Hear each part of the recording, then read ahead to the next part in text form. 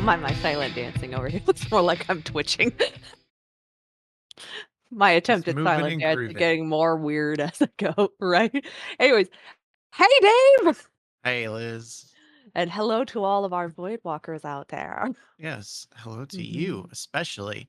Yeah, we see you, Jessica. We see what you're doing. We Yeah, know what you're doing. we know. And good on you.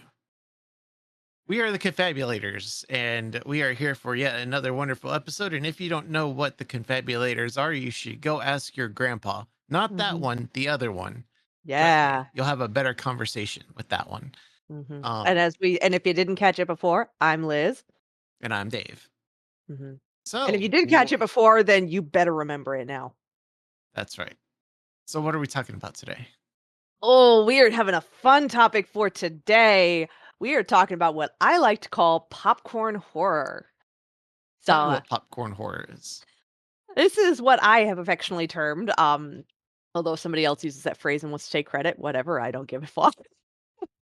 But it is what I affectionately call our horror classics, which also happen to be largely the classic slashers that everybody has heard of. We are talking Texas Chainsaw Massacre, Halloween, Nightmare on Elm Street, Scream, and even rolling into some more recent things. We realized when started thinking about this, we sort of started to realize, wait, technically the tone is different. There's a tonal shift, but Final Destination and Saw kind of jump in on the popcorn horror as well. So, but we are talking our grab a bag of popcorn, get a soda, sit down in the movie theater, watch it, yell at the screen with your friends, go home.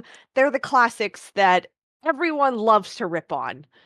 And also everyone just loves, unless you're like, I don't do horror, then they're the first movies you think of when you say I don't do horror. That's fantastic. I love it. Um, so I guess since we have that definition, what is one of your favorites? It doesn't have to be your absolute favorite, but Oh. what is one of your favorites? Honestly, my one of my favorites, and this is actually probably my favorite since since I am relatively new to the horror genre, but one of my favorites is definitely OG Halloween. We are talking the very first one. So John Carpenter all the way, Jamie Lee Curtis, the young one in her heyday or Yeah, pre-heyday, I don't know, you name it. You that know, was that uh that was her introduction thing, I believe. I think it was introducing Jamie Lee Curtis. I think so, yeah, but I honestly I love that one. It's also I did a horror night with some friends one time, a horror movie night, and realized quickly that I was the only one with actually significant exposure to horror movies there, and so we'd all been voting on movies, and then we got there and we're like, "We'll do a secondary vote just because it's kind of like a multi-way tie between three different films right now." And then I ended up being the one summarizing, because Nightmare on Elm Street and Halloween were both on there. And we had one person who was really like not gory, not horror like scared easily, and others who were like chill. And it ended up being like, well, here's this one. This one's this. So Halloween is like my go to for you want to experience a popcorn horror film, but you're a bit squeamish and you Mhm. don't want something that gets too scary, but has some tension in it. Like has some tension, maybe a little bit of jump scaring. But honestly, I'm not going to say it's going to give you nightmares. I feel like Halloween is like the perfect balance of that. It's a really solid one. Yeah, I think it's probably the best example of that. I Um, agree. I agree. And it's like well, it's funny that it's like one of those originals of slashers and you go back and watch it and you realize there's not much gore in this movie at all.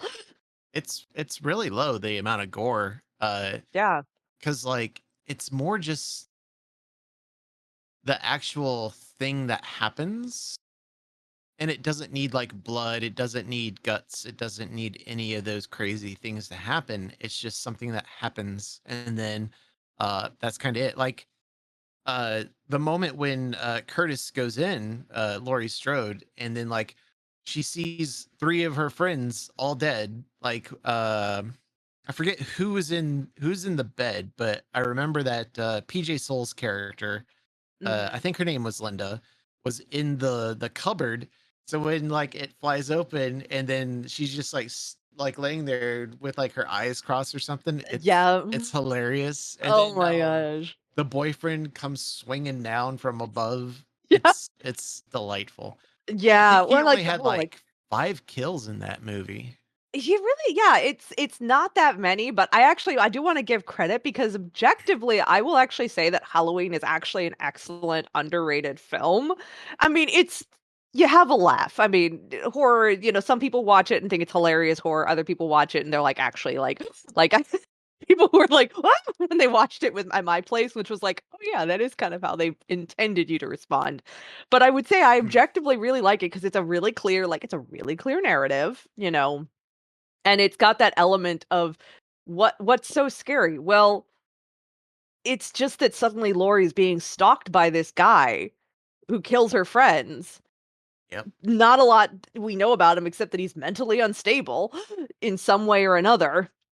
Mhm. Like, the psychiatrist is scared of him, so you get this sort of spoken word of mouth hyping up of the fear of this guy, and then just throw in the theme song, like the iconic da da da da da da, and that he doesn't run. I'm like, Yep. honestly, and okay, I know there's debate about Halloween 2, but I actually saw that one before I saw Halloween 1. It was just a nature of what was on streaming and what wasn't. But when he's chasing her through the hospital, that stood out to me because I was like, he's walking the entire time. But Yep. she's not at 100%.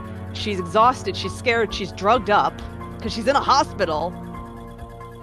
And it's that sort of just looming threat of he just keeps coming. Yep. We'll ignore the other weird canon things that hilariously, when Curtis came back in the 2018 film, they went, "Oh, that's just something people came up with." So they totally retconned that. Yeah. you know, no, no, Well she's not related to Michael. well, the Halloween franchise itself has a lot of retconning going on. It Like, it does. has a bizarre history, like, but that's It's something that we can get into later. yeah, Um, but yeah. it just Now, what know about for you though? it's massive. I gotta Um, say, no, but now that we've covered a little bit of Halloween, I want to know what yours yeah. is. So I'll name one that I was kind of excited to see when it came out, and I didn't get to go to the theaters. I had to see it on stream. But Hmm. when I did get to see it, it was it was something that was just it made me smile the whole time because of how bonkers it was, and yet how well done it was, and that was Megan.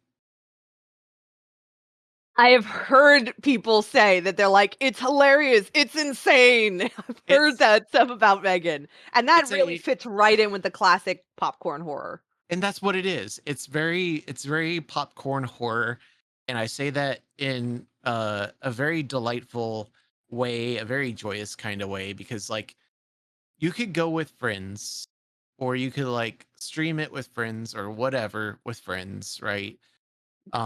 And you can sit down together and you can watch it, and you can just like do the whole like riffing kind of thing and whatnot and have a good time with it. And it's still like a good movie despite that.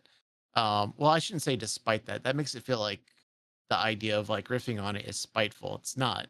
Um, Mhm. you can just have a really good time because it's just about this little girl and then this robot who gets orders to protect this little girl at all costs, and then like things go sideways from there. How can And this go wrong? Oh. yeah, and if you're prepared for that, it's a good time. If you're not prepared for that, it's a good time.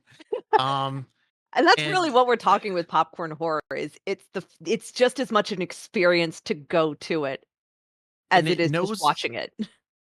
it knows what it is, Yes. and because it knows what it is, it doesn't take itself too seriously. It doesn't try too hard. It doesn't try to be too campy. It doesn't try to be so bad that it's good. It just does what it does. And Yeah. the people who are there know what they're doing, know what they're in for. They understand the assignment. Yeah. And because of that, they go all out. And so everything that happens is bananas, and it's fun. And Yeah, yeah, so and to that end, you mentioned that not taking itself too seriously, again, I know there's some Voidwalkers out there who'll be like, "But you guys just mentioned Saw and Final Destination, and those movies are totally." I'm like, "But they are." Guys, no, let's be those real, they are are like, if it can go wrong, it will, and how twisted can we be? They may be tonally, they may take a darker tone to it, but they know exactly what they're doing too, because the more ridiculous some of those kills get, and I mean, all of us were traumatized by the same highway scene in Final Destination, whether or not we saw it. oh, the They were highway movies that the with the highway logs. that everybody you didn't even have to see the movie, but like an entire generation, because all of us went to the movie theater at least once while that movie was trailer was playing. And we've It all seen it, and we can never forget it. That's the one with the logs, right? Yeah, the logs that anybody who Oh, ends up behind a truck with logs on it is immediately, like, merging over. I mean, I do it re too. remember when we were talking and I don't remember if this is on one of our episodes or if this was off stream, but, I mentioned we were talking about Benny Hill music. We're talking about Yakety Sax. Somebody took that scene and they put Yakety Sax over it, You and told me it's about that. hilarious. Yes. The Yeah, the Benny the Hill one that I is so told you much. about, though, was the landmine commercial. But no, somebody else Oh. did that with, that scene in, I think Which person? was it the first one or was it the second Final No, Destination? it was the second one. It was not the first one. I know that much because I remember it was like I think my brain was going, "There are other movies like this?" The time. But yeah, it's one of those, even if tonally Saw and Final Destination are maybe darker and not quite so tongue in cheek on the nose about it, Mhm. they knew what they were doing. Yeah. Okay. These are still movies that you're gonna yell at the TV screen at, you're gonna shout, they're gonna be an experience with friends where at some point you're going, "Ah," or "Oh my gosh, don't go there." Well, I will say, I think with Saw, um, they kinda lost the plot, but that would be getting into a discussion about Saw. That's a whole Um, different thing, which we have already on our talk list, so anybody we'll wants, we will come Yep, back to that. we have a pin put in that one. So, Um, but as but popcorn horror goes, they're also the popcorn horror films we look at as also being the ones that are kind of iconic to the horror genre, and you really can't talk about films and franchises, especially franchises that are iconic to the genre of film, without talking about those, because they are just as expansive now franchises as Nightmare on Elm, as Saw, as Texas Chainsaw. They have spawned this many sequels. It's kind of okay, they have gained a life of their own. they have. So, for better or for worse, which, let's be real, all of these are movies that all kind of, no matter where they started, end up in sort of a B area realm. Even if the budgets are bigger, they still almost all end up in a sort of B realm of, Yeah. "Really? What are we Um, watching?" Like, the only one I would say that kind of actually doesn't is, oddly enough, is Scream. But because that's also tongue in cheek on horror, yeah. the Well, only one that doesn't Scream really. Scream kinda occupies its own little thing. It Like, does, it does. so when I think about eras of horror, right? Um, I think about, like, how things have moved from decade to decade, and, you can definitely see it in the '80s when there's, like, some '70s feel, but there's, like, this '80s touch to it. For example, the original Halloween was done in the late '70s, I think '77, I think so, yeah. um, and so it feels '70s. But when Friday the 13th came out, uh, it's it feels kinda '70s, but it also feels kinda '80s because that was when it was done. Yeah. Um, which we can get into, like, a little bit of a deeper discussion about Friday the 13th at another time because I I have issues with the creator of that and the things that they were thinking when they wrote the script and when they were shooting it and all that. Mhm. Um, but then you have like the 80s, they continue, they start to feel more 80s, and then it shifts over into the 90s. And I believe that was when Scream came out, the first Yeah. one, I because wanna that say it was was, like, like young Skeet Ulrich, young Nev Campbell, young Matthew Lill, like everybody was young. Uh, they were the 20 something year old teenagers Yep. doing their thing. And so it was like a bridge. Like Scream really bridged the 80s and the 90s. Yeah. And it felt 90s because it was shot in the 90s. It didn't feel like it was the 80s and the 90s blended in a sense, like how Friday the 13th felt. But it kept in touch with the past, both the 70s and the 80s, because it was playing a meta kind of uh thing I with was what it just was thinking trying to do. I was just thinking that too, yeah, is that it went more instead of just parodying them, like, it verbally cites them, so it goes out of its way to kind of Yeah, cite what its own roots are. I mean, there's the whole Drew Barrymore scene of, "What's your favorite horror movie?" And she's sitting there saying, what was it, like did she say Friday the 13th? I think she said Friday the 13th or something like I that. Yeah. forget. Yeah, I think it's Friday the 13th in that opening scene. But so they're straight up talking about these classics coming out of these earlier decade. But then, yeah, it's that very like, and I'm sure someone out there will say that there were other meta films, but I feel like Scream was the beginning of seeing meta humor on a more mainstream level. It knew Like what it it, was, yeah, it and knew what it they knew what was. they wanted it to be. Exactly, yeah, and Yeah. they weren't trying to be anything else, and Mhm. it works so well, and what's I will say is highly hysterical because I inadvertently, because I know there have been some new Scream films come out, and I was watching one of the new ones, and mind you, I'd only seen the first one, which to anybody out there who has not seen it, make sure you go watch, like, how at least watch, I'd say, like, the 3 core. So at least watch Halloween and Nightmare on Elm Street, but if you can, watch those 2 and Friday the 13th. Watch those 3 OGs, then go watch Scream, because it just kind of hits differently when you realize that it also is being very tongue in cheek about horror and Mhm. citing horror patterns and very classic horror patterns and everything, but, I was watching one of the newer ones though with only the first one, and it had been like a year since I'd seen it, and I realized as I was watching, I'm like, "I think I might actually need to go back and watch the ones in between," because I just realized, I'm like, "Wait, this is the same actress. Mhm. Wait a minute, this actually feels like it."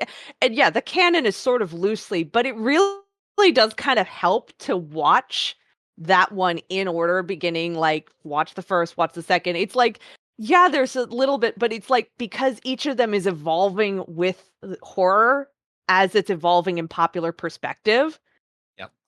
but it's still coming back to these same characters that are sort of being forced to have to exist in this universe. It makes it more entertaining almost because you're sitting there going, "What's gonna happen next now to these people who are just so sick of this shit Yep. and wanna move on with their lives?" So, which, admittedly, with horror, you don't done as I mean, as you said, Halloween has reinvented, retconned itself so many times. Nightmare on Elm Street doesn't even try to. I mean, it's like they'll just we're just gonna do it again with different actors or something, Mhm. whatever. Or we're just gonna take a new approach on it. And kind of the same with like Friday the 13th. I mean, the closest we really get with Halloween is the David Gordon Green ones, which I Mhm. know there's a lot of heated mixed opinions about Halloween Kills and Halloween Ends, but it's probably the closest to kind of creating a specific in-universe canon that at least that set of films adheres to, you know. I do have my opinions on them. Uh, Everybody has opinions on them, so it's funny. I do genuinely I have the first Halloween and I have the 2018 because they are, to me, they're very enjoyable to watch, mm, like, to go one to the next, but yeah. also just the way I enjoyed, and I mean, I didn't come in to the David Gordon Green with a whole lot of foundation or nostalgia with horror because I was so scared of horror movies as a kid, so I didn't even touch them. Mm, So it probably helped me to not have a lot of nostalgia painting my feelings on it. So, but I I mean, also objectively, there's you sort of want to sit there. I'd want to sit there and ask him, like, what was your intent? Was your intent to make this kind of a film or this kind of film? Because especially once you get past the 2018, we're no longer like, we're not in what I would call classic popcorn films anymore. mm, We're in like, no, now we're in a sequel, concise story. Like those I ones manage to feel less like popcorn, but not like I'd say necessarily in a bad way, but it moves away from that sort of tongue in cheek, they know what they're doing tone. well, to me, the Halloween sequels feel like they're broken. Um, because throughout the whole thing, and I'll keep this brief because we could spend an episode on Halloween. We Um, probably should too. Pin yeah, in we should. Yep, that. put a pin in that. So I'll just say quickly that the way that the license has been passed around has been had sequels redacted or whatever you want to call it, and then brought back again, a new thing on the side, this, that, and the other. Then Rob Zombie comes in and does his hillbilly trash, and then someone else picks up in 2018 and they say, well, that part's not canon and this part's not canon. Like, it's a real mess. It's been reinvented a lot by a lot of people. Yeah, It's a I real would agree. mess. You almost have to say with any one of them, you have to kind of watch with a contained attitude of Yeah. this is a self-contained reinvention of it with everything that can come with that is what one person considers worth focusing on versus what another considers worth focusing on. I mean, for crying out loud, essentially Jamie Lee Curtis has done like three different canon sequels to just the first movie she was in. Because then Yeah. you've got the Carpenter's Halloween 2, you've got H2O Halloween, Yep. Where and she then you've got dies. yeah, and then you've got the 2018 Halloween. Yep. And all of those are essentially, I mean, one could probably argue that H2O is really, it's the third one, it's the sequel to Halloween 2. And it's like, yeah, well, that one keeps closer to that bit of canon of it being her brother. But it also is like, again, we're going to reinterpret again and reinterpret. I mean, this woman alone has reinvented Laurie Strode on multiple occasions. Yeah. So, It's although, a but yeah, broken franchise. it is, but it's a fun franchise. And it Texas Chainsaw Massacre, Nightmare on Elm. We're also, when we talk popcorn horror, we're also talking about these franchises and these movies that really hammered out the final girl, which, Yeah. that Um, was, and we can come back to the final girl as its own separate topic, but that was in mm, terms of themes that are reoccurring in, I would say, all the popcorn horror. The final girl is a very common theme in popcorn horror. When it's not the final girl, thinking like the original Saw, where it ends much more darkly, it's a bit of a deviation, it but is. it's most of it, but for the most part, that's a very typical theme. One It, that we also know Scream very much makes a point about. yeah. Saw does that, but I would still call it like popcorn. I would I still say agree. that it's fun. Like, Yeah. our mutual. It doesn't have the theme of final girl in it, but that's not a make or break it to the popcorn horror. It has Yeah. other aspects that make it very much part of it, which is why we Like, include it. some of our mutual friends and I don't remember if you were there. We did a Saw-a-thon, I where we missed the watched. Saw-a-thon. Okay. It was the first 7 Saw movies because I don't think Spiral was out at the time. And as it got worse and worse, it got funner and funner and dumber, and so many jokes came from that. Like, it's phenomenal. I wish I'd been Um, there. yeah. I think I might have been back in California, or I just was at something else going on and couldn't make it. I can't remember I when it think you was. were in Cali at the time. Yeah, I definitely remember seeing conversations about doing the Saw-a-thon, and I was like, "Well, I guess I'm missing that." But Yeah. yeah, and Um, that's where Saw, like, these horrors are the movies that they are the crowd pleasers, and not in the epic, this is an amazing film. They're in the, I'm going to throw it on because this is a party, get the chips, get the popcorn. Oh, so and so and so are having a drinking game going while we're doing this. They're the ones that just they entertain, and that's the real purpose. Don't look at it too closely because it's meant to be entertaining. Don't try asking, well, what about this inconsistency, because who gives a fuck? It's funny, or it's Yeah. fun, or that's not the point. No one was paying that much attention to it. Yes, you can analyze them in terms of isolated themes and whatnot, and like I love to do that with Halloween a bit. But and they all had, and like as you and I've talked about Nightmare on Elm Street having, other subtext themes talking about like Yeah. sexuality and everything. But it's, on a surface level, just watch the damn movie. Yeah. Just watch the movie. You're not going in. I mean, fuck, I didn't plan to watch the first three Friday the 13th, but I didn't know that you didn't actually get Jason in the hockey mask until what was it, like the third Three. movie? So I ended up watching the first three because I'm like, where the fuck is Jason? Where's the mask? God I'm damn it. sitting there going, I'm waiting. I was walking to see the Origin of the Mask and I watched the first movie and I'm like, And what? then you find out at the end it's some nerd who he gets the mask from some nerd and it just like sticks. It's iconic. And it's so, oh, yeah, these are the classics. And also, But that like, nerd just, deserved it. He yeah. sucked. Yeah. And even Um like Texas Chainsaw where it's just so, oh my gosh. they're having fun. I mean, They were. granted, like the shooting of that was miserable. Oh, And when we get to Massacre, we can like talk about that. yeah. Put a pin in that. Yeah. Um And because Massacre, it just looks uncomfortable. They shot in Texas, right? yes, I believe Yeah. so. One of the Which, interesting things um in the Texas Chainsaw Massacre video game, the mhm. ASIM, they have a mode that's called museum mode where you can go around the entirety of the house and without having to worry about like somebody like chasing you, trying to kill you, whatever, Oh, yeah, yeah. uh, or trying to escape. And they tell you all about all the production that went on, including the experiences of filming it and everything Oh, like that. Like like how bad it smelled because oh, of like we'll talk about it. It's yeah. fascinating though. Oh my gosh. I need Um to, which now that I'm thinking about it, Texas Chainsaw. Did you ever see Maxine? I have not Or seen or Maxine. Triple X or something like that. I don't remember what they called it. No, Triple Triple X. X is the Vin Diesel porno. Right, No, right. I No, haven't no. seen Maxine, no. I've seen the first and the third one because I watched the third one, then I realized, wait, I think this is the same thing I also see a movie over here for. I haven't seen the middle one, which I think is called Pearl.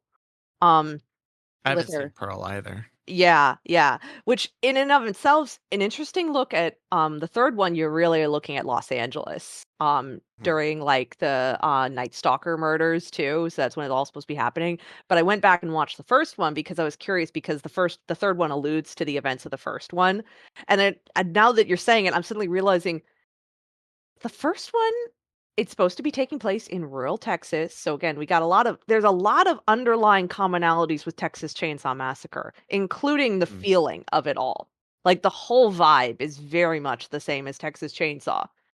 Even though it's Interesting. like subject matter and story wise, one is just teenagers going to what, like some fictional version of Woodstock or something, or a concert, versus the other one is these people are shooting a porno in this couple's home. Hmm. Except that they don't want the couple to know that they're shooting a porno in the home. Weird, Yep. weird shit. But it just interesting to me, which I would actually say those also fall under the popcorn horror. They're not meant, they have the horror elements, but really, if you're taking it too seriously, you're going to miss kind of some of the point of the film, which is to Mhm. be a little bit, especially the third one when she's in Los Angeles and she's aspiring to become an actress, and like the movie opens with her going to an audition, but the audition is literally for like some campy B budget horror film, Yeah. like the sequel. But it's also a highly popular, like the first one did really, really well, but when you realize it's like she's auditioning to be in a film that they're like in the audition being like, show your breasts, this, you're like, okay, this is one of those horror films. It's a bit Yeah. low budget down there. So Yeah. it's another Um, it's worth watching just because it's another one that knows what it's doing. mhm. It's Um, not as meta as Scream, but it's definitely commenting, having some similar meta conversations. yeah. Well, it seems like a lot of these some commonalities are that people can have a lot of fun with them and can Yeah. like have fun in groups and whatnot. Uh, one of I'll name two movies that I can think of off the top of my head where I would say that they are not popcorn movies, even though they are classics as well. And that's Carrie Yes. and The Exorcist. I've not seen The Exorcist, but I agree as well. I also it's one of the a friend and I were talking Oh about it wow. once. Oh, No. A friend and I were talking about it, and it is of the ones that I have wanted to watch and delve into, that is one that I don't really have any interest in watching it. And it's funny because, really? yeah, and it's kind of funny to me because on one hand, if somebody was like, "Well, is it the spiritual whatever?" And I'm like, I would say yes, but at the same time, I also love The Conjuring. Mm. So, and I've watched others that have similar elements where they're doing spirits, demons, possession, but something in the bits and pieces that I have seen of Exorcist just they rub me the wrong way. They almost feel exploitive. Oh, I see what you And mean. I mean Um, that's the most I can think of what it is about it that is why I'm not particularly interested in watching it. But again, because I don't really I can't say it has anything to do with the whole possession entirely because again, like, you know, I haven't seen it yet, but on my list of to watch because I've listened to the book is Rosemary's Baby. And it's like, well, that's mm, also like, yeah, it's not that specifically. I think it's more how maybe they're more exploitive about how they do it, maybe? I I mean, that also came out of a generation where if you were gonna make somebody gory graphic-y, but not, like, bloody gory graphic-y, it was, like, the very juicy graphics that I feel like came specifically out of the '80s where it's like, I don't know what that is, but it just looks slimy and gross. oh, that would be like Creep Show or something. Yeah, and it but But it's like like something Creep about that I Show, don't like. I understand that like things like Creep Show are supposed to be fun popcorn ones. Nah, The Exorcist, I never got a vibe of exploitation from it. Okay. It It may just just be the clips that I've seen of it. Again, I couldn't tell you exactly what it is. hmm, Just something about that movie is unappealing enough to me that for all the horror movies I will try, that is not one I am interested in trying. that's very fascinating. It makes me all the more curious to get your opinion on it because You're of like that that. much more of like, "No, I really wanna see you watch it." Yeah, Yeah, and I because to mean me, it's one of those films that's like you can watch it once, and if it affects you in a certain way where you're like, "Damn, I don't think I could watch that again," then like that's fine. But it's another one where other people might be like, "I watch it, I enjoyed it, it was fun. I could watch it again." Like maybe if I don't know, it just happened to be on or something. It's one of yeah, those that's like it's in the zeitgeist. It's in the culture and it stuff. is, Like yeah. people know a lot a little bit. Like there was even a parody involving it where Leslie Nielsen is the old priest. Yeah, yeah. And they do the whole thing like devil with a blue dress and whatnot. Um, but Yeah, it's one of those where a lot of people took that because it was a foundational possession film and they expanded upon that. They ran with it. and I Some know there's a who are lot of more allusion to it in, like, other films, yeah. yeah, some of whom are more con artists than artists. Like the people who did the Annabelle thing and whatnot. Those Mm, people who have like the doll in the con glass case or yeah, whatever, that's the like in real life. Conjuring stuff, Yeah, yeah. those people are con artists Yeah. in real life. Oh, But yeah. then there's others who do other things. Some that kind of like take from it. Like I would say that like uh, there's a lot of different possession style things, and a lot of it comes because of The Exorcist.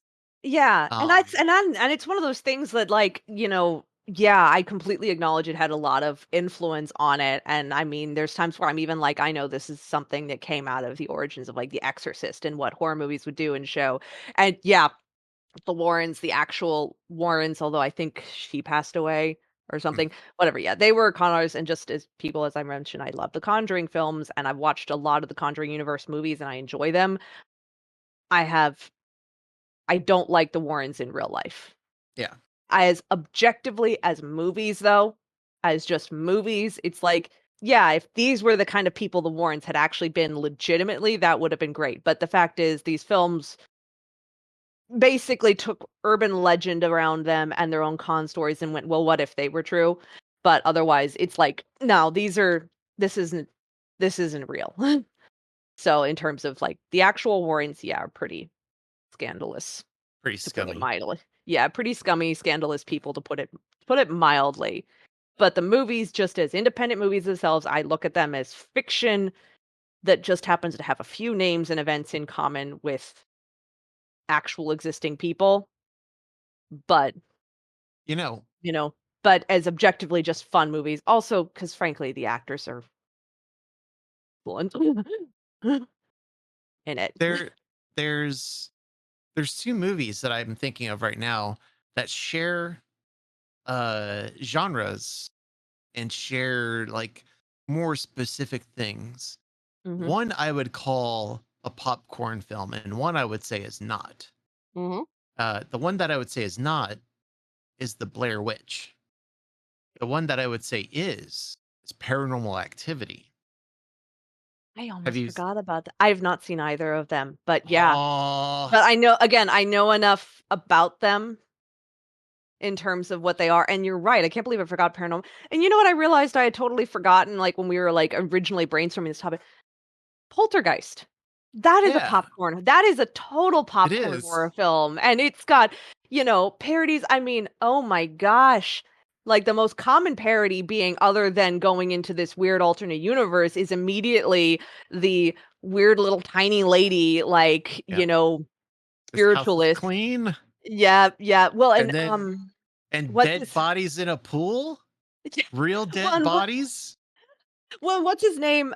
American Craig Horror T. Story. Nelson. Yeah, American Horror Story even parodies with Poltergeist by having a guy come in who is, like, in they do it in Roanoke season by having their little, like, and I wanna say he's played by, oh, is his name Leslie Jordan, I think? I can't remember I the don't know. actor's name. He passed away a few years ago, but my gosh, like, I followed him on social media because he was just, like, this sweet, happy, like, "Y'all just need to be nice to each other," this and but he also would play, like, the parody of that character, the Mhm. spiritualist character, but yeah, I remember when I watched Poltergeist being like, "This isn't what I expected, and I love it." Yeah. So, but Uh, that one's very popcorn horror. It was more comedic than I expected it to be, which is where it definitely falls into that yeah. it's meant to be entertaining. And, oh, Golly. by the way, everyone riffs on it, and it's even funnier. I think the scene that scared me the most in that movie, I know we're talking a little bit about it. We'll have to put a pin in it, but was the scene where the camera guy goes into the bathroom at night and he just like starts seeing this vision of him peeling his own face off into the sink. I think I forgot that scene. How could you forget that scene? I Are just you kidding me? That scene is I have mental bonkers. images of you know what it is? It's because every single, like, adult show that's, like, adult comedy animation show that's parodied it is stuck in my mind more. I mean, all I can think of is I just saw the episode in South Park that parodied that woman with I with the saw ghost possessing Ike, and then what was it, like, was it, Family Guy did their parody where it's like, "The other doorway is Meg's ass." yeah. I saw that scene as a kid and it scared the hell out of me. It still sticks with me to this day, just how bonkers that scene was. I think They that's where though some of it comes in though is the element of also age that like as a kid these popcorn horror movies they're the movies as a kid that as adults we look back and go my parents probably should never have let me watch that well, I mean, but they had really enticing advertising, they really hyped up, you know, they were targeting young people, so they were appealing to kids, but they're also the same ones that, like, as a kid, some of this stuff is kind of traumatic because it's like, "What the fuck? I've never seen." But as adults, we're looking at that going, "This is hilarious." Because I watched Poltergeist as an adult. mm, So, to me, I a part of why that probably didn't stand out is, 1, as an adult, I've just gotten used to if something is a little bit on the graphic side for me, I just, you know, kind of redirect my focus just a little bit so it's not squarely in front of me. Whereas a kid, I'd be more likely to be like, you know, but as an adult, mhm, I can redirect my focus so that if something is visually kind of revolting, I've gotten used yeah, to being like, "Okay, it's not point blank in my face and searing itself onto my brain." So and that I don't scene even mean to do is that, 'cause that scene I is don't very remember it at all. I remember that chairs scene on is tables. that scene is very point blank. It is up close. Don't So remember I it. am shocked. Don't Shocked. I don't remember and no, I haven't seen Paranormal, I haven't seen Blair Witch. See Blair see Witch them is in the another one. see them in the order of Blair Witch and then Paranormal Activity. Don't see the sequels. Don't Okay. see the sequels, but Fair enough. I don't the know if I'm brave enough to originals, watch them by myself though, so you'll be fine. You'll be fine. and then Um, I'll never go into the woods again. it's not that good. Um, No? but it's very interesting because of the history of them, which we'll put a pin in that, because I think that that's very important to discuss. Definitely. Yeah. But And yeah, go ahead. I was just thinking, and then there's I just had a moment where my brain was just kinda like and then there's classics like Nightmare on Elm Street where a lot of these are all movies where the villain or the antagonist, which may be a spirit, a demon, or a person, is very kind of the intimidating, dark, imposing figure, and then I just had a moment where I thought, and then there's Nightmare on Elm Street where Freddy is so vocal Yeah, and outspoken, and it was kind of another thing that surprised me because I was so used to all these horror characters and kind of being iconically portrayed as tall as, like, the silent, scary thing. I mean, Jason pretty much doesn't speak a word, neither does Mike Myers, you yeah. know, or Michael Myers. They don't talk. Their faces are covered, you get no emotions, and then you get Freddy who's just out there like, "Hello, my pretties," with Freddie, just, like, some of the most hilariously over the top Robert Englund is amazing, you know, because it's yeah, also equally creepy, just being what everybody sort of pictures as the nightmare character, even though really what's actually scary is the tall silent that's not saying anything. But when we talk about nightmares as a kid, we sort of portray the villains in that big bombastic way, which I feel yeah, like is very much Freddy, but he also still has that continuous stalking vibe to him. yeah. Well, you got him, and I think the other one that stands out for that kind of vocal, like serial killer, kind of specific type is Chucky. Oh my how did we forget Chucky? I didn't forget Chucky. I Brad forgot Dourif is a Chucky. treasure. So is Jennifer Tilly. Didn't, Um, one of the newest ones also Mark Hamill, I think, did one of the newest portrayals? he did, but people don't remember that because it wasn't very good. The Um, movie? Because I would say I would have thought it was the movie, not Mark Hamill, but that's because Mark Hamill is no, Mark yeah. Hamill's good, but the Yeah, movie, no. was okay. Um, the movie's Yeah, I not, and it's weird that they had Hamill do that because in Dead by Daylight, Brad Dourif and Jennifer Tilly both reprised their roles for like hundreds of lines yeah. each. I mean, some of it's cost and also some of it's iconography because Hamill and Dourif are both very saleable as actors Well, signing on to a project. Hamill, not just because Star Wars, but because he's iconic as a voice actor and he's iconically one of the Jokers. So no, it's a character people know him for. no offense to Brad Dourif, but I Mhm. think that Hamill would pull a bigger purse than him as far I as think with contracts. But I think with Um, Dead by Daylight, they already know they're marketing to a very niche crowd. They are, yeah. because, I mean, Chucky going into a film, but when you're going into a film, there's still that sort of possibility of we can bring new people in because it's film. Whereas with Dead by Daylight, this is content that's going into a game that people already are playing. So there's sort of a more niche crowd with that, and that's where they can also hike hype up the nostalgia factor of we brought back Brad Dourif, we brought back Jennifer, we brought back these people who were iconic in pushing this character up there. So Well, there's nothing that says that they couldn't for any movies, though. there isn't, but at the same time, it also may just be scheduling too. you know, Depending on who's got what projects or if they were even interested in doing something like a film versus doing something like a game where it's probably a little bit lower pressure in production because with the film there's, even if both are voice acting roles, I would think that with the game it was probably a little more straightforward of here's a bunch of dialogue we need you to record. Well, I guess it also depends on the timing as well. It could be a case of like they were being shot at the same time, and so kind of splitting the difference of who goes where. Because Yeah. You would never shooting know what's multiple going things on at inside. once, yeah, shooting multiple things at once is exhausting. I mean, we both know that as far as like Mhm. shooting one thing. Like you Yeah. got to focus on the one thing and then you just go because that takes a lot of energy. Yeah. Um Yeah, and but I would say, so like, if you've got a lot of independent dialogue that's not necessarily all meant to be, like, part of one ongoing narrative versus, like, "Oh, we've got a lot of one-offs 'cause here's the things we want Chucky to be able to say in the game." I mean, maybe. I don't know. So but, yeah, I Um mean, I think both are marketable, but remarketable in slightly different ways. Because Hamill also heavily pushed on his social media when he did Chucky, yeah. and he's got a big social media following. I don't know how active Brad Dourif is on social media. Um, but Hamill was also kind of becoming I would say there was kind of a resurgence of popularity with Hamill too with some of his other projects, but both of them are very marketable actors, um, on slightly different ends. Hamill may be a little bit more on the mainstream just because of the things he's done. Dourif more on the end of this is the original. I mean, come on, this guy is OG out of the horror franchise. Because he quick wasn't he side. also Exorcist? No, he was not in The Exorcist. Why am I thinking Um he was involved with The Exorcist? I don't know.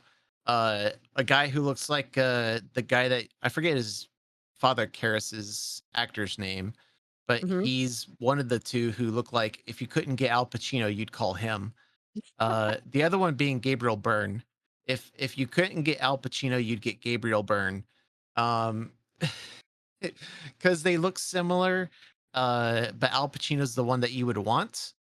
Mhm. And so if Al Pacino was busy shooting a Dunkin' Donuts commercial for Adam Sandler, you just call up Gabriel Byrne and get your shoot in That works. because he I'm look is Al Dunkachino. Um, I hate that so much. Um, I don't know why I have to look but this. I'm looking but at his thing going trying to figure out quick why he looked familiar. quick aside. Since we were talking about Chucky there briefly, I wish that Dead by Daylight had so when you're playing Chucky and you pick up a character, the spirit of Charles Lee Ray appears and is holding Chucky in one hand and the survivor in the other. But since you could also pick as Tiffany as a cosmetic choice, they didn't give Tiffany her spirit. It's Charles Lee Ray who picks her up, not Mhm. Tiffany, not Tiffany's spirit who picks her up. And I I hate that. I Like, would want it to why? be Jennifer Tilly. Mhm. But Also, I just realized there is a reason I thought Brad Dourif was involved with Exorcist. He was the who Gemini killer in the 3rd Exorcist movie. So he ah was. He also is just iconic horror. Like, I'm looking through going, "Oh my gosh," it's just all, like, horror movies out of those years. yeah, Like he knows Critters, how to do Tales it. from the Crypt, yeah. So he's very high. Critters. I know, but so he's just very iconic within that genre. Well, if you look at Tales from the Crypt, there's so many people because of just the Oh, yeah. nature of Tales from the Crypt, right? Oh, yeah. Like the very first season, I think the very first episode has Arnold Schwarzenegger show up to mess with the Crypt Keeper a little bit.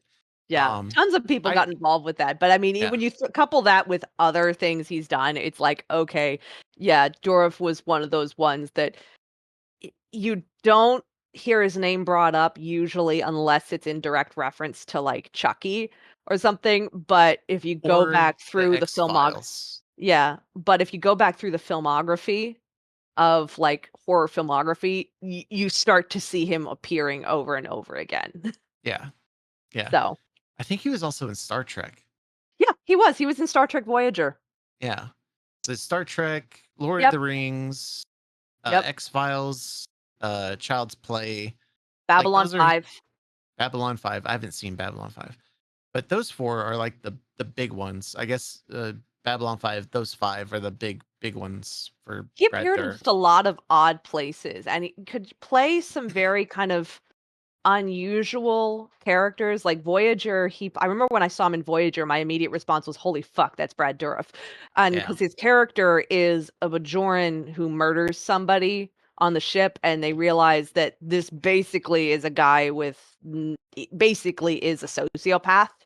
Mhm. Like, you know, his compulsion, he was compulsion to kill, but ends up having this whole like tragic, like, but like redemption sort of thing, whatever. But it's like these odd characters that sort of don't connect with the world in the same way as most of the other characters, so they stand out. He's very good at those characters. Yeah. And then there's Wormtongue that everybody is sitting there going, well, yeah, there's you too. Yeah. Which is very funny. Yep. But Yep. yeah, so we've got some popcorn, uh, and we've got some not popcorn. And then we've Hmm. got some with similar genres that some would be qualifying in our definition as popcorn and some would not. Hmm. Um, I guess what else would there be to say about popcorn? Oh, popcorn horrors. They're the ones that I would say anybody who says I want to get into this, they're a good starting place. They're also they're the good place for people to start with getting into horror as a Mm, whole. If it's a genre you want to engage with and you're not really sure, most of the really classic popcorn horrors are fairly light mhm, in terms of, like we said, the original Halloween is actually insanely tame. Um, Whereas it's not like, oh, what the fuck is that series? The Frighteners, like Frightener mhm. 1, 2, 3. Like anybody who says I'm kind of interested in horror and I see these things of the Art the Cloud, don't watch that. Don't watch Yeah. that. I don't even Uh, want to watch it. I've read how gratuitous it is, and I don't want to watch it. I will just enjoy all the times that Art the Clown shows up in memes because I can relate to those moments. But I Oh, have no intention of Terrorizer? watch. Oh, Terrorizer. Why am I saying Frighteners? Because Frighteners Terrorizer. was a Stephen King show. I thought you were going somewhere with that. No, I was thinking of Art the Clown. Art But the yeah, Clown like, shows up in Stephen King films and TV shows now. good lord. But He's yeah, just but like in the background hanging out with Pennywise. I mean, Tim I could Curry see it. Pennywise. Because I could see it. that's funny. So Um, actually that makes me want to ask though, because we've covered that there's some horror out there that is very popular but is not what we would call popcorn horror. Where do you fall on it? it the Like clown? it just the movies. Oh, So the the It movies. yeah, the It movies. Because I'm curious where you would fall on that one. And I'm gonna say this, don't hate me for it. I've seen about half of the original one. Mhm, And I've seen both of chapter 1 and chapter 2 of the new ones. My biggest criticism for the original was it was just taking a little too long to get somewhere because it was like, "Wow, this is really close to the book right now," but the book takes a fucking long time to get to these points, Well, and I I'm can getting a little tired of waiting. So, well I can tell you why. It's because Stephen King had a hand in it. mhm. Um, Yeah, I if mean, it you was watch neat. They were really straight adaptations of the book, which in and of itself was great, but I had just come off of watching the newer ones, which also meant in terms of story, it was a little hard to kind of go to something that was so much slower. well, for the most part. There's some stuff that was taken out and Yeah. good, good. Good Um, reason there was some. yes, That's another because discussion we will talk about. Don't worry, folks. yes, We will have that. because that's why I won't read the book. Um, Trust me, so when I was listening to the book, I had a moment I was on audiobook and I was like, "What the fuck did I just listen to?" so I've seen the original. I didn't see the new ones because I Mhm, don't care. Um, I I don't like clowns generally, not out of mhm. fear. I just think that they suck.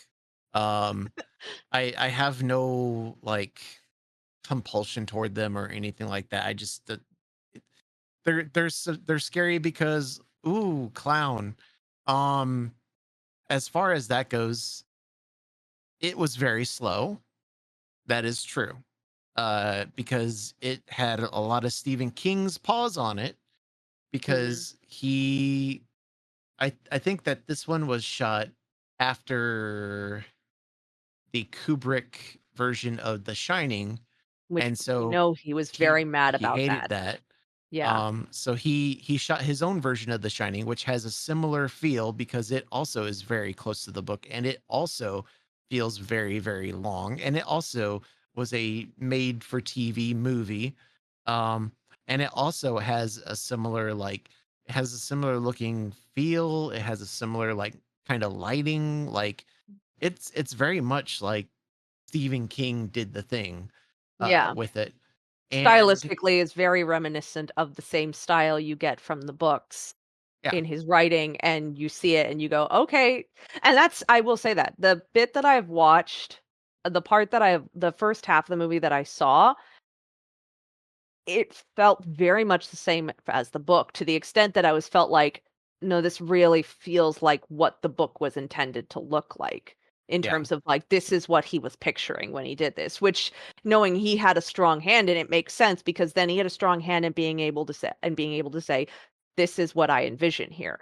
yeah, It's the one thing with adaptations is, you know, does the vision fit with what the author envisions? And that can be really difficult sometimes, you know, to pull off, or if you're upgrading it for a more current timeline so that you can do it in a more modern setting and say not have to do a lot of like making sure that we're accurate for whatever decade this was happening in.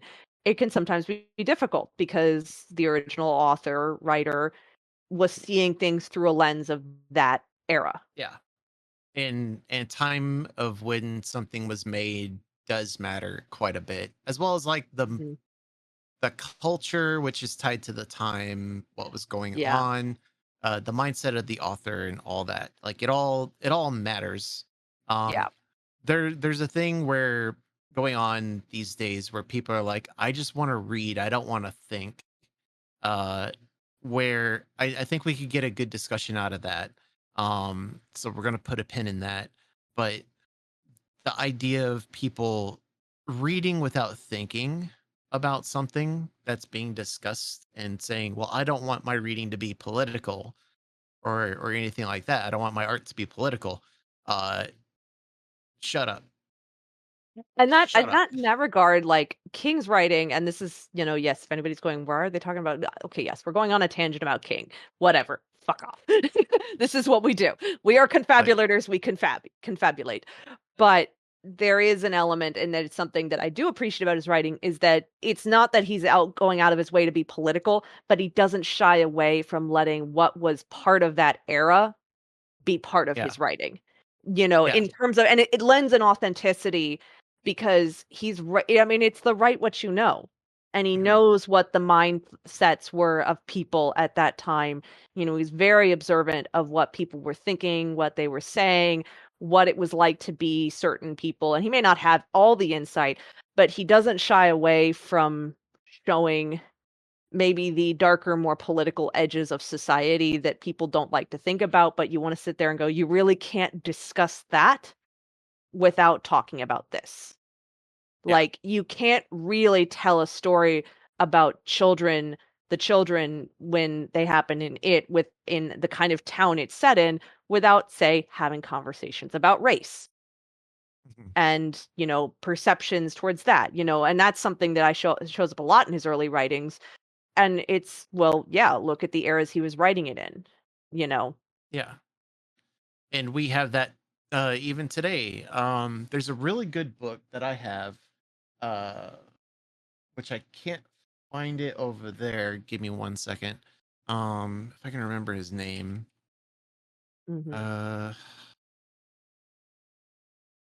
And that's, I will say that's one of the things that actually, and I will circle us back to popcorn horror, is also very prevalent, I would say, in popcorn horror, and in a non-obvious way because it's not something we think about, but a lot of popcorn horror is very sort of politically literate of the climate in which it takes place.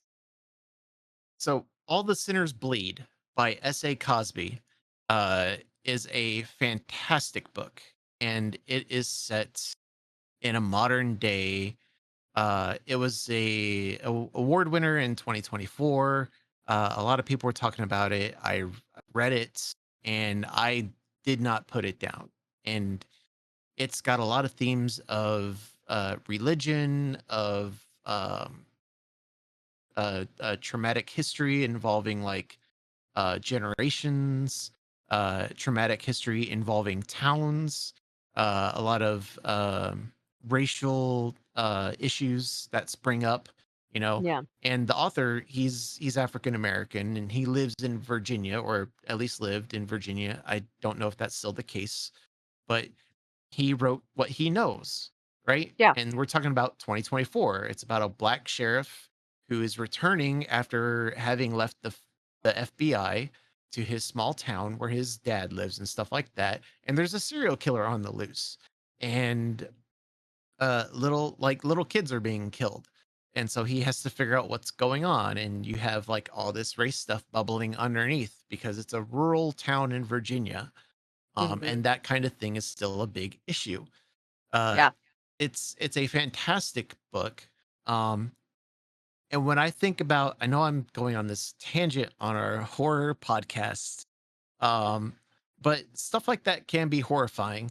Um, I can't imagine somebody reading that book and saying, I didn't pay attention to any of the messages because I just wanted to read and not think. Yeah. And I think even if you don't actively think about it, it becomes part of what enriches the story. I Right. mean, think about it. I mean, I was saying as you were looking it up, that when you really think about it, all these popcorn horror films, a lot of them, and what part of what really actually works very well, and it's not even something, the writers may not have even been conscious that they were doing it, but because they're writing, a lot of times they're picking out characters where it's starting as a slice of life story almost. I mean, that's the thing that I think really sets it apart. It's almost all these characters, they're starting with characters that are so normal, it's almost painful Yeah. that everybody has seen them. So they sort of by nature are politically literate to the environment around them because they're writing characters that the audience connects with because you see yourself in the character in some ways. Yes, a lot of them are high schoolers, but even as adults, we remember what it was like to be that age. Some of the stuff that's where Scream works well because it's very tongue in cheek about it. So Mm. now it's gonna kind of make fun of how ordinary this is for these extraordinary circumstances. But, I mean, when you look at it, like, you know, okay, Texas Chainsaw Massacre, the original one. This isn't just like, "Oh, yeah, it happens to take place." No, this feels like a group of young people in the '60s. Like, Yeah. this existence, everything about this, the person they find on the side of the road, it's like this feels very, very much this is that time period.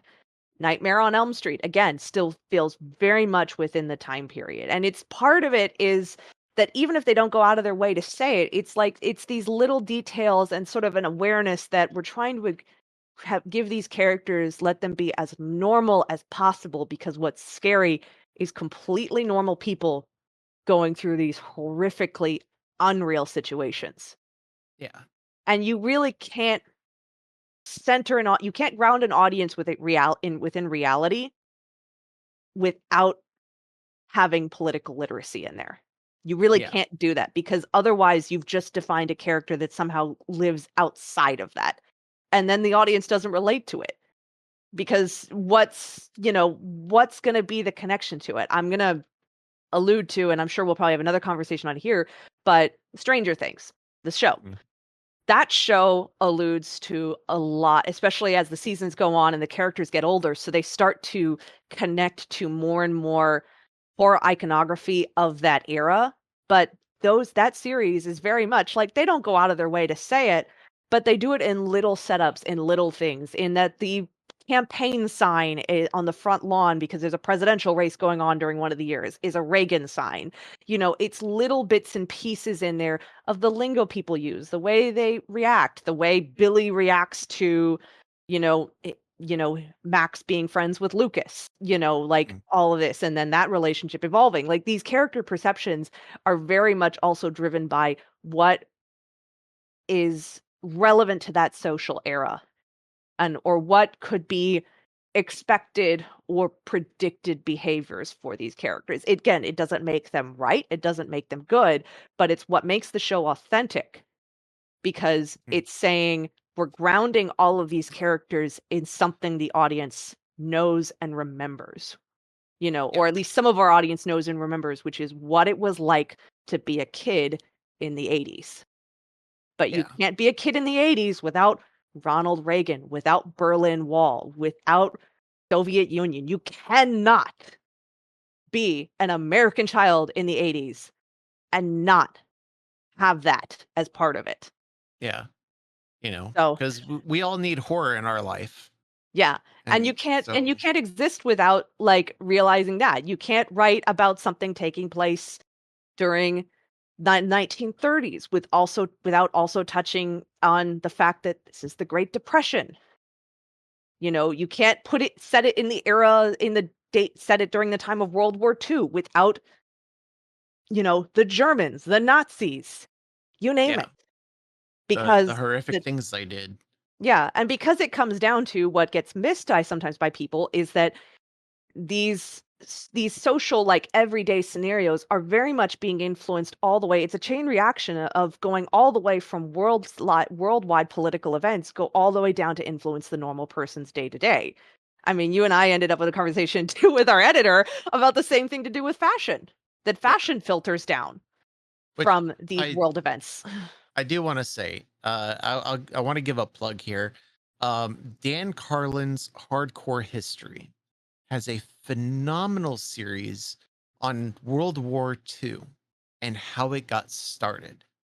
And the way that it got started was a group of assassins who went after the Archduke Franz Ferdinand, Mhm. and by sheer stupid luck, got to do it. They got to kill the man. And because of that, it led to World War One, and that led to World War Two, and it's led all the way up to where we're at today. Yeah. And thinking about all that time, just all the way back to moment, that one moment where it could have just been a case of the dude may have had a chance to not go through with it because he didn't have the opportunity. And then he sits in a dining area at a restaurant and he gets a second chance. That's why people should never give up. You could always get a second chance. Mhm. Because if that can happen to that loser, it can happen to you. All right. And I call that guy a loser because he's the reason we got all the way up to where we're at today. Yep. Yep. Period. Into sentence. Yep. But Um, yeah, I mean, at the same time though, like it's crazy. Everything builds off something. And yeah, yeah. like we were saying, we'll circle it back to popcorn horror. I think it's one of the things though that I think it's one of the things when you actually really sit down and look at it. Yes, laugh at me all you want, but it's part of what makes these movies something people can connect to. Because I think we I'm talk just about them being fun, but I think part of it is they're fun because people connect to them in some way. Yeah, maybe through a Mhm. lens of humor and shouting at the screen, "Don't go there," or "That's ridiculous." But I think there's a level of part of what makes them iconic is the amount of engagement, you Yeah. know? You're not gonna see them to see, like, okay, you're not watching Oppenheimer when you're going to see Texas Chainsaw Massacre. And if you go in expecting anything less, then what the fuck are you even doing there? You're going to be disappointed. But you're going in there to watch a movie that is gonna be an experience. Yeah. and one that I think even if you sit there and go, "Oh, I don't relate so much," but you still connect to it because again, it's these everyman characters. I mean, the final girl's a trope from it, and everything, but the final girl is also supposed to just be that, a girl who happens to be the last one standing, Yeah. and a few other things tied to it. Sydney's not supposed to be something hugely uncommon. She does have some unusual circumstances in her life, but she is as in the opening of Scream, she is a teenager just trying to be a teenager, Yeah. a normal Um, teenager. and that reminds me of a couple of books that have a similar styling to them in a sense, a similar Mhm, genre, but one is what we would call a popcorn dealie, and one is not. The one mhm, that mhm. is the Final Girl Support Group by Grady I've seen Hendrix. I've seen that. I've seen that on my library app. I've been meaning to read that. I think I I actually checked it out at one point, but I was so busy with another book that was probably a Stephen King, so I never got to it because the King took up the entire, checkout period. Yeah, You do not listen to audiobooks of Stephen King fast. You that is just true. do not. Um, but I read through that one in the course of an airplane flight, and it was really fun. It's a popcorn book, and the other one Mhm. that is not is a trilogy.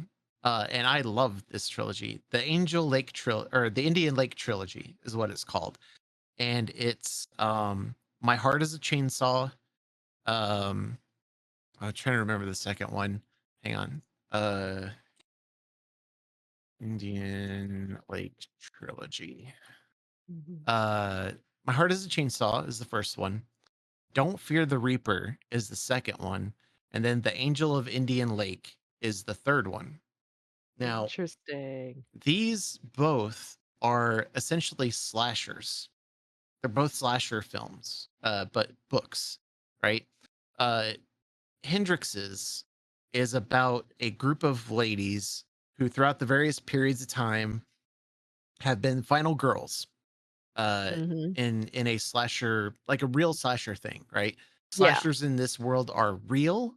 People celebrate them. People are abhorred by them, stuff like that.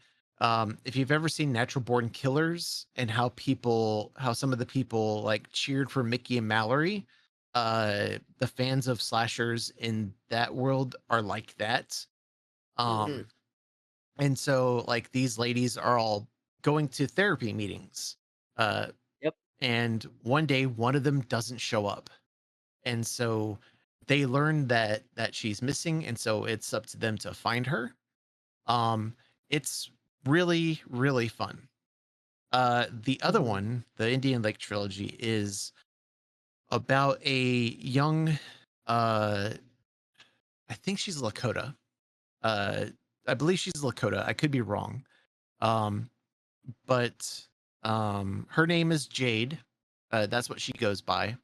It's not her real name, but she she has a thing involving that, and she uses slashers and horror films as an escape from her world. Okay. And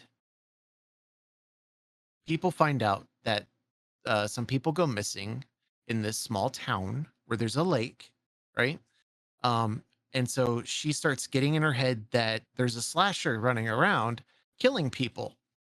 And so she's trying to figure out what's going on with that.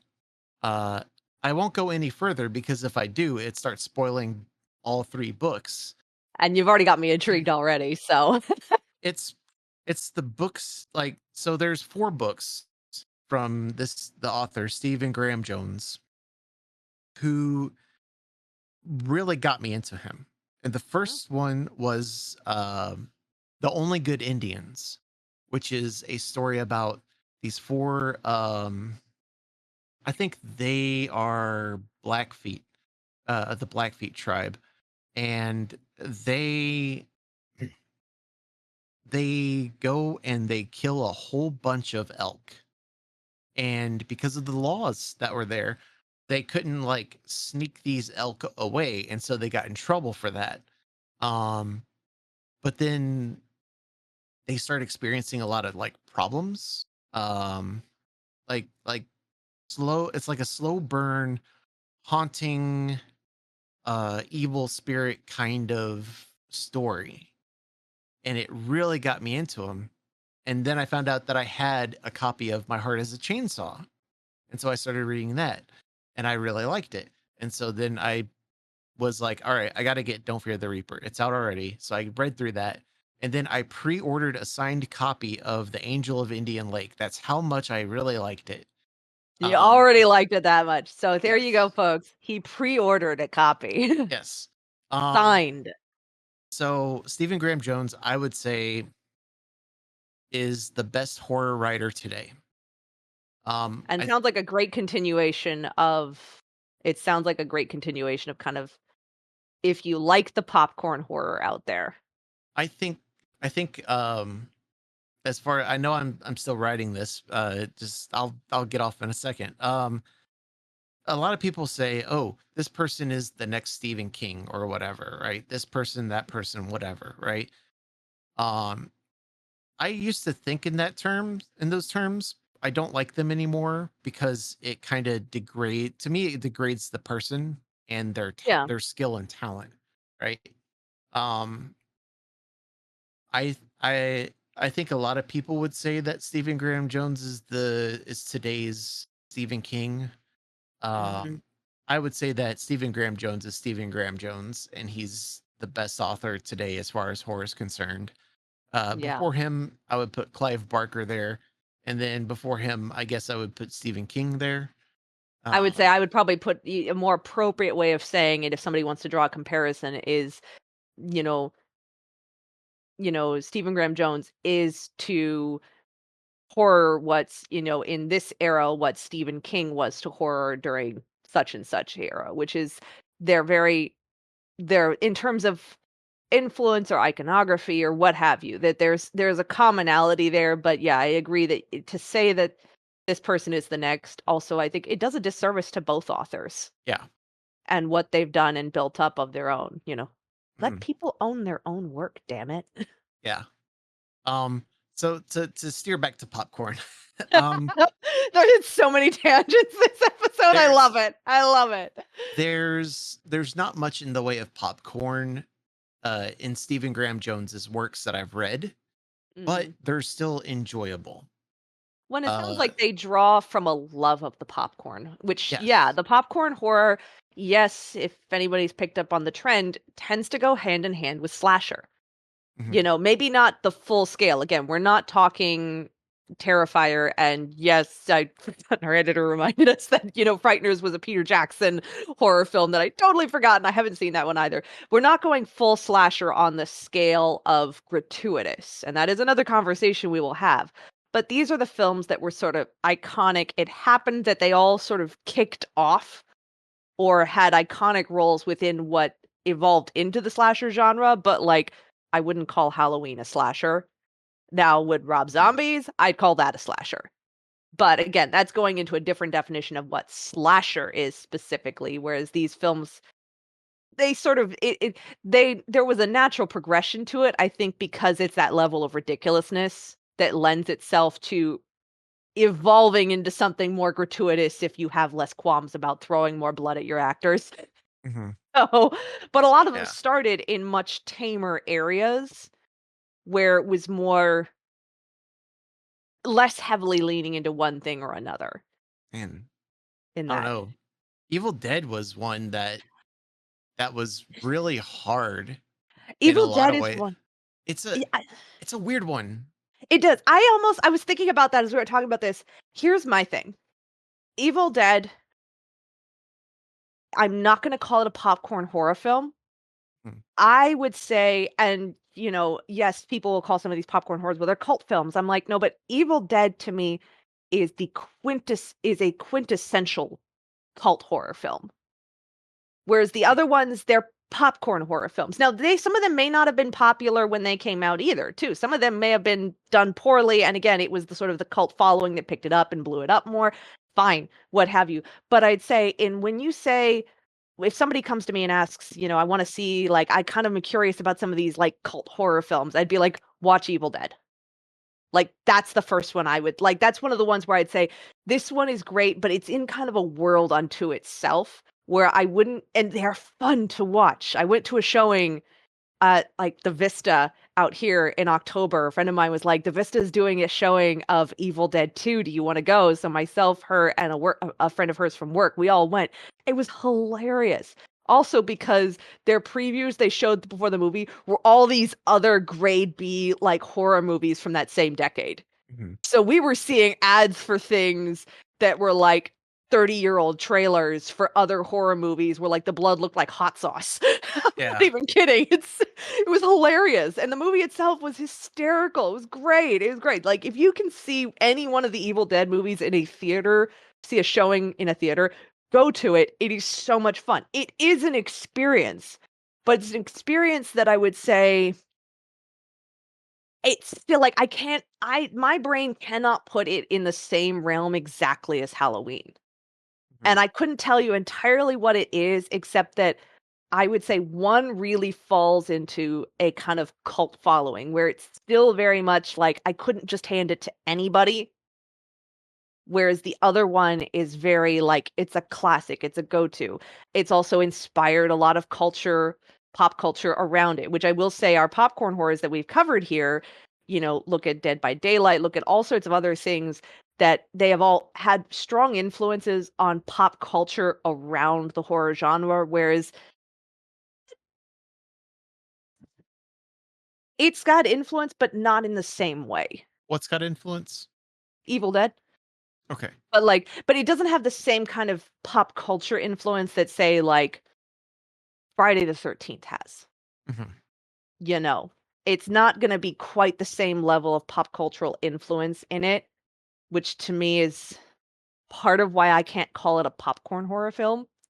Well, And this is that not to and detract from it. I almost feel like calling it popcorn horror takes away from what Evil Dead is. that and I would say for the original Evil Dead, the tree scene would probably deflate a lot of the popcorn. Yeah, Whereas Evil Dead 2 to me, it's essentially Evil Dead, but again, and it's more retelling comedic. it. I Yeah, would it's retelling say it. I would say if you know the person to whom you're speaking and you know what they can what they're fine viewing, right? I think then it becomes a choice of either the Evil Dead or the Evil Dead 2. I just And figured out what it is.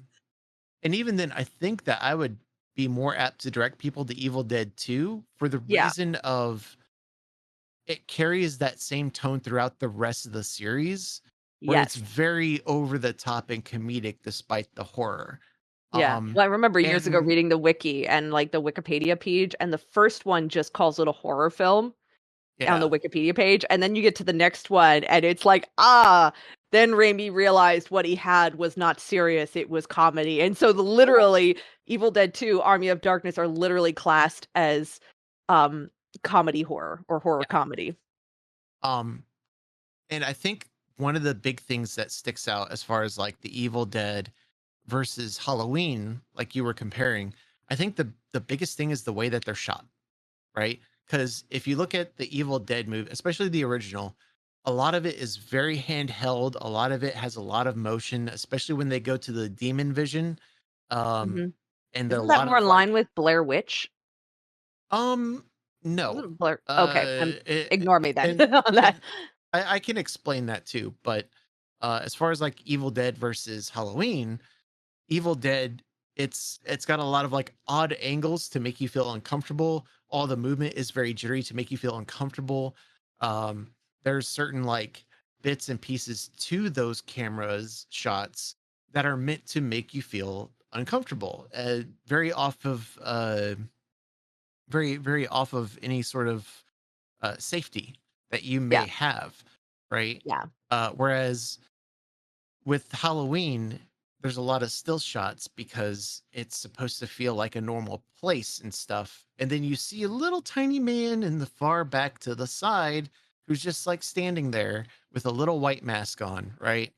And this is Um, where even your cinematography, even the way you handle the camera can impact how you tell the story because 'cause you're hitting it right there. yeah. Evil Dead Now, uses a camera very, very differently than, say, Halloween does. now with the camera versus Blair Witch, they're on handheld cameras because they're just students who are trying to shoot handheld, right? Okay. Yeah. Um, Whereas Evil Dead, it's like a representation of like spirits and evil monsters, demons, etc., etc. I would say the camera is really meant to be the vision of a third unseen character, but that we become aware is there. Yeah. And Yeah, because when they do occasionally pan, when the camera angles, almost any time the camera angles are more normal, you either then see a physical manifestation of the demon on the screen, or you're seeing the characters exist in something of a more normal moment. yeah, But all the chaotic movements are more like, no, we're seeing this is first person vision. We are seeing through the eyes of this unholy creature, demon, spirit, soul, whatever. It is very much meant to be kind of a, you know, it's really like another person's vision in it, yeah, which is part of what makes it so discomforting because it really is. You realize it's like this feels odd. Oh yeah, because this we're seeing it like somebody who's creeping on these people yeah. in from an odd angle and looking around corners at them. Yeah, yeah. And you got me thinking while you're talking about Evil Dead.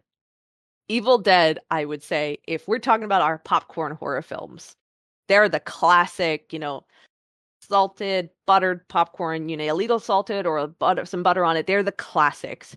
Evil Dead is like the gourmet popcorn. Which is so funny because I would not call Evil Dead or Evil Dead 2 gourmet, but they are the ones that I'd want to gauge the person how they took the other popcorn horror films, decide whether or not I'm going to hand them an Evil Dead movie to watch, or if I'll go, nope, you're not ready for that. You got to Like really they're know the your ones audience there. I think that's a key thing. That's a key thing. The popcorn horror films were films that kind of everybody knew. I mean, Scream touched on it, like with at the very, very beginning with Drew Barrymore's little short-lived, literally, Yeah, character that she seems like just an average kind of preppy high school girl. She's dating a football player. Isn't she a cheerleader? If she's not, she acts like she's a cheerleader. She kind of fits some stereotypes of average popular kid, but oh yeah, she's seen Nightmare on Elm Street. Oh yeah, it's the ones that kind of everybody's gone. But is she gonna sit there and say, "Oh yeah, I've seen Evil Dead too"? It's likely, but like, oh, would Matt Lillard's character have seen Evil Dead too? oh yeah, Oh yeah, he'd have totally seen it. Like in terms of like putting it of like it's the and is he more like the horror geek nerd character or those? Yeah, yeah. So it's kind of there's the ones that again, they're kind of in the pop culture, in the cultural zeitgeist, you name it. They're the ones that kind of everybody has engaged with in some way or another. And if you looking at them going, you like this? Are you like this? Then let me like nudge you over to here. yeah, That like you can kind of direct them. But it's especially again, the person who's always loved their buttered popcorn and then they're standing in a store and they go, I like popcorn. But what's this stuff that says it's some weird whatever,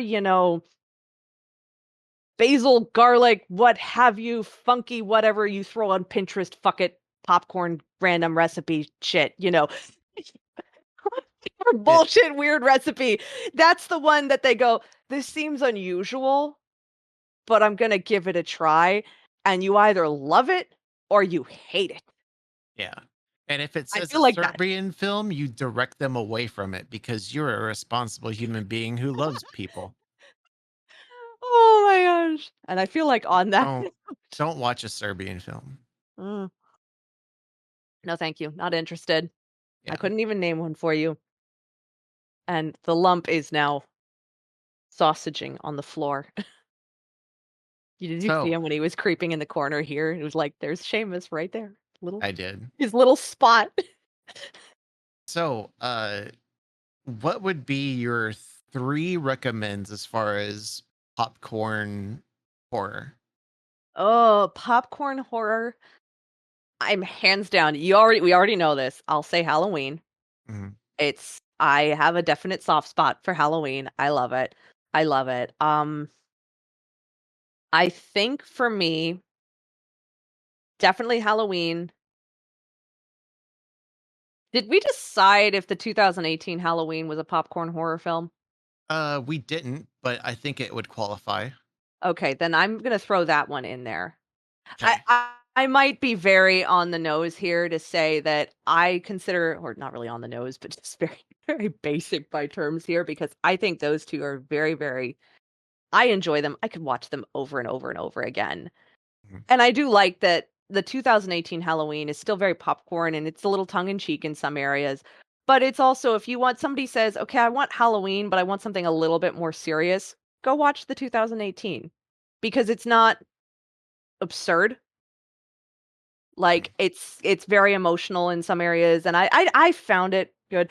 Also, I'm not gonna lie, the music in it makes half like, the music is, like, so driven by the score, and the scoring in that movie is excellent, Mhm. and that's a whole 'nother thing of music in movies and games and shows. I could go Music. on forever about that, yes. Put a pin in that. Yes. Um, my 3rd one for my popcorn horror films, oh, oh my goodness. I mean, part of me wants to say,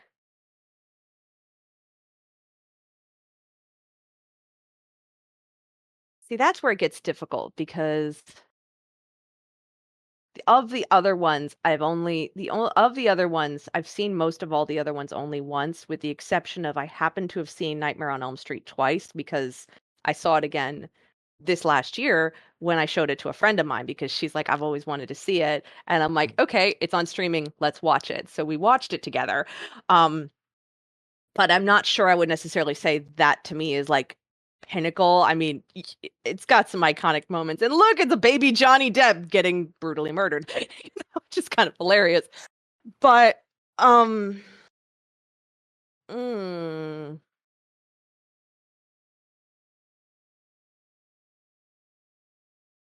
like all Young Frankenstein popcorn horror? Not really, not really. I don't think it falls into the classic category. It's not had that impact, It's but definitely more comedy. it's, yeah, it's not quite. We'll come back to that, but it's not what we would call iconic popcorn horror. As far as iconic popcorn horror, I would probably say Poltergeist. Oh, 'Cause very I good. mean, again, all the others I've only seen once with the exception of happening to have seen Nightmare on Elm Street twice, but Mhm. of them, the one I enjoyed the most was Poltergeist. That was fun. Yeah. Okay. So What for about you? What me, about you? okay, I would first say the original Halloween. It's too good. It It's is. so much fun. It is. And And okay, Jamie Lee Curtis is the Scream Queen. yeah, she really is. Whether it be in that or in the TV show Scream Queens, which pin in that.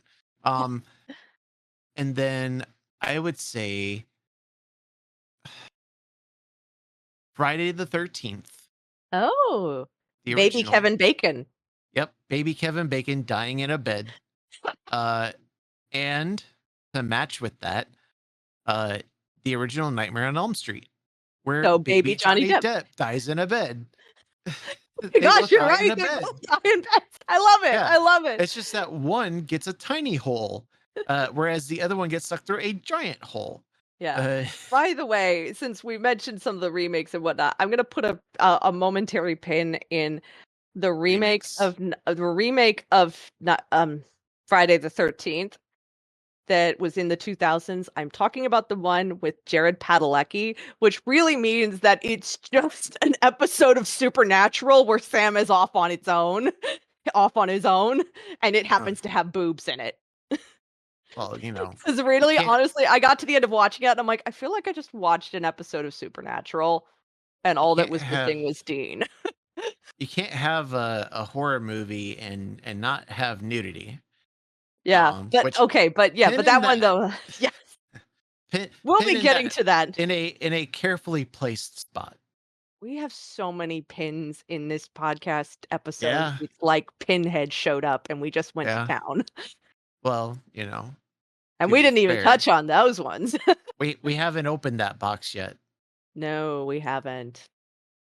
Gonna be a but bit we of a will. nightmare when we do. Yes. By So the way, I'm to gonna shout out since we both called out Halloween, I need to shout out that I wore, in honor of our subject matter today, my Halloween-inspired pendant. very The nice. pumpkin is I deliberately modeled the pumpkin after the pumpkin you see in the opening credits of Halloween, which is kind of odd looking compared to what you think for creepy jack-o'-lanterns. That pumpkin is oddly cheerful. It is. So I took it a step further and made it drip blood. Yeah. Same pumpkin as the one on the Myers porch in the very beginning Yep. with young Yep, Michael. because that's the pumpkin. That's the Yeah. pumpkin. Yep, this was very Yep. deliberate, even down to, like, the little cut line that goes from the nose into the teeth. Yep. So, So any last little bits of popcorn kernel that you would like to spill before we get to the wrapping this up? oh, just that I think my main one is for any of our viewers out there, if you have not seen any of the popcorn horror films, I definitely would say it's worth delving into just a few of them. They are classics. They are Yes. fun. If you have any inkling of getting into the horror genre, they're also a good way to start out, because almost all of them, when you start getting into some of the crazier shit, gets crazier and more gratuitous and crazy, but they're like a good way to start fresh. Like if Yeah. you're new to it, like they're a fun way to be introduced to that genre that's not too weighty. Yeah. So, And you'll see commonalities of people popping up. One a person who I met in when I was first doing major independent film, Scream Queen Debbie Rochon. yep. Uh, she's in like probably 1,000 films now. Mhm. She's done so many films, and she is the sweetest lady that I have met, and yet Yep. she's done some wild bullshit on screen. Um, Yep. she's Yeah. really fun. Definitely. Yeah. Usually like the people in those are so amazingly cool. But yeah, definitely popcorn horror is a good way to get into the horror genre. Just don't be digging into any of, like, the remakes or, "Oh, this one by Netflix." Not because they may not be what you like, but because if you're just starting out fresh, almost any one of the remakes, reboots, modern sequels is gonna be the craziest shit turned up to, like, 20. Like, it's gonna be turned way up. Like, I watched the Netflix Texas Chainsaw Massacre, and it was like,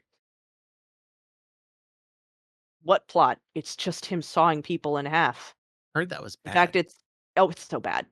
It's Okay. basically just, let's go to a really stereotypical podunk rural Texas town with some big time Gen Zer stereotypes, We'll and then wrap have into have a the guy murder them. we'll wrap into the remakes and stuff at another date. That'll be another one, but yeah, go Yeah, for the OGs, guys. The OGs are the ways to go. There's a little bit of nostalgia in them. 'Em. They're a good place to start. it is the And way. then based off that, decide whether or not based off that, if you wanna go into Evil Dead 2.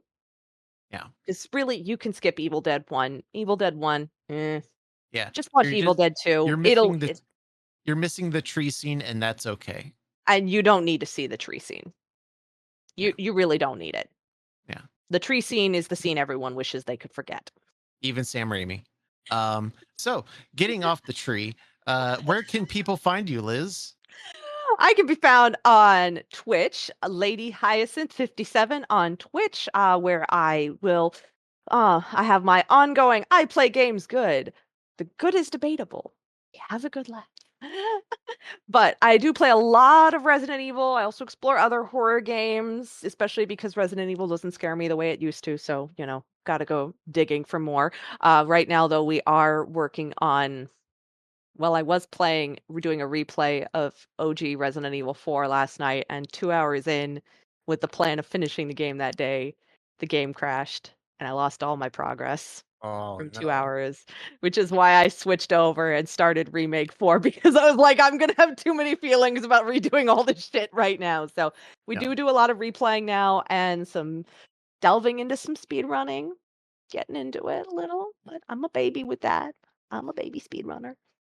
You're gonna have to Yeah. get into Simulacra so we can talk about that sometime. I do, and I do, like I said, do play other horror games and also do the occasional art stream. So, now then, Dave, where can our lovely Voidwalkers find you at?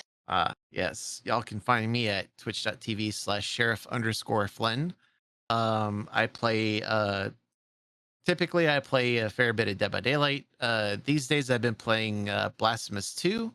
I'm trying to wrap up to the end of that, and then I'm going to be getting into doing a charity stream series called Year of the FMV, where I play a variety of full motion video games.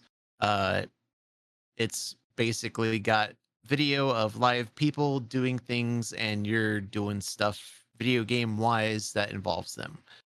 Is the basic idea of that. I have a special love in my heart for FMV games, both old and new. Some do not age well. Some you I stop because they don't age well. Others are just a really fun time. Uh, and I do that kind of thing. Um, I have some other games that I still need to play as well, but my go-to has been Dead by Daylight. We'll see how that goes throughout the rest of the year. But yeah, Mhm. that's about where I'm at. Are you still doing Wolfenstein or Wolfenstein, I do need to circle back around to that. I Okay, was playing okay. it. I played it the one time to see how people felt about it, and then uh, I got kind of busy with teaching and being a student, both. That's fair. Oh, wait, So real world life. Yeah, we yeah, are real world life. human beings with, like, actual jobs, so You wouldn't know well, it by looking at us. no, no. Speaking of, guys, just as I figured I'd slip him in, our other special friend here, Yep. who, if you watch my channel, you will see Seamus make some appearances, but he's gotta Yep. come on and say hi to his Uncle Dave, right? Yeah. Yeah. Uh, He's also been lovable, staring at me awkwardly the entire time we've been doing this, so lovable, staring little buddy Seamus. yes. And to all of you out there, if you may have noticed, he likes to creep right in this little corner. That's this boy. Yep. A boy with no bones. Nope. He really doesn't. Okay. Okay. All right.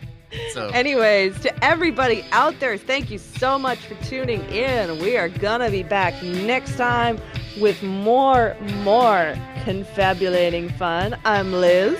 not Dave. We are the Confabulators, and if you don't know what that is, ask the traffic guard.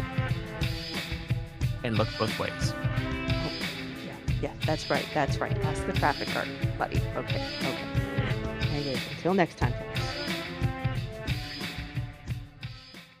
The Confabulators is hosted by Dave Bockenkamp and Liz Strauss. Editor is E.W. Klein. Theme music, Oh Heavens, is by Cassidy B., composer and artist. Found at cbrva.cardd.co.